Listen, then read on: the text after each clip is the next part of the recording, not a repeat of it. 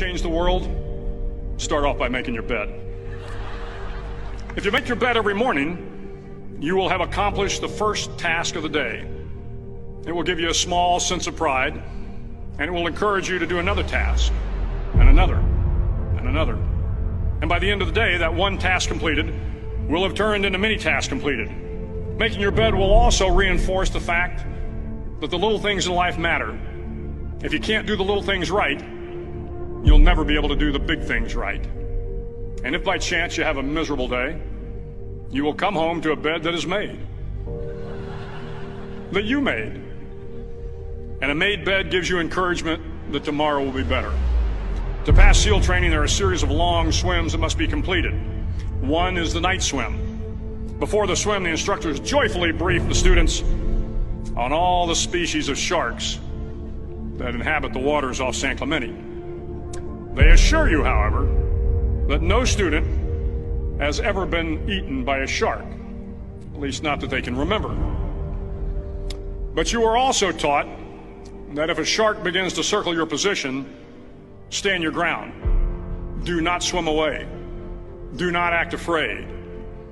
And if the shark, hungry for a midnight snack, darts towards you, then summons up all your strength and punch him in the snout, and he will turn and swim away. There are a lot of sharks in the world. If you hope to complete the swim, you will have to deal with them. So if you want to change the world, don't back down from the sharks. Over a few weeks of difficult training, my SEAL class, which started with 150 men, was down to just 42. There were now 6 boat crews of 7 men each. I was in the boat with the tall guys, but the best boat crew we had was made up of the little guys, the Munchkin crew, we called them. No one was over 5'5". The Munchkin boat crew had 1 American Indian, 1 African American, 1 Polish American, 1 Greek American, 1 Italian American, and 2 tough kids from the Midwest. They out-paddled, outran, and outswam all the other boat crews. The big men in the other boat crews would always make good-natured fun of the tiny little flippers the Munchkins put on their tiny little feet prior to every swim.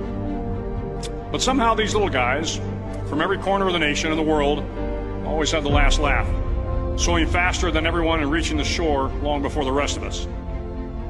SEAL training was a great equalizer. Nothing mattered but your will to succeed, not your color, not your ethnic background, not your education, not your social status. If you want to change the world, measure a person by the size of their heart, not by the size of their flippers. The 9th week of training is referred to as Hell Week. It is 6 days of no sleep, constant physical and mental harassment, and 1 special day at the Mud Flats. The Mud Flats are an area between San Diego and Tijuana where the water runs off and creates the Tijuana Sloughs, a swampy patch of terrain where the mud will engulf you. It is on Wednesday of Hell Week that you paddle down to the Mud Flats and spend the next 15 hours trying to survive the freezing cold, the howling wind, and the incessant pressure to quit from the instructors. As the sun began to set that Wednesday evening, my training class, having committed some egregious infraction to rules, was ordered into the mud. The mud consumed each man till there was nothing visible but our heads. The instructors told us we could leave the mud if only 5 men would quit. Only 5 men, just 5 men, and we could get out of the oppressive cold. Looking around the mud flat, it was apparent that some students were about to give up. It was still over 8 hours till the sun came up. 8 more hours of bone-chilling cold. The chattering teeth and the shivering moans of the trainees were so loud, it was hard to hear anything. And then one voice began to echo through the night. One voice raised in song. The song was terribly out of tune, but sung with great enthusiasm. One voice became 2, and 2 became 3, and before long, everyone in the class was singing. The instructors threatened us with more time in the mud if we kept up the singing, but the singing persisted, and somehow the mud seemed a little warmer, and the wind a little tamer, and the dawn not so far away.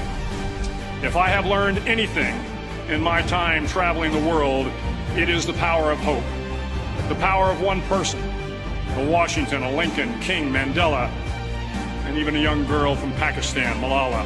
One person can change the world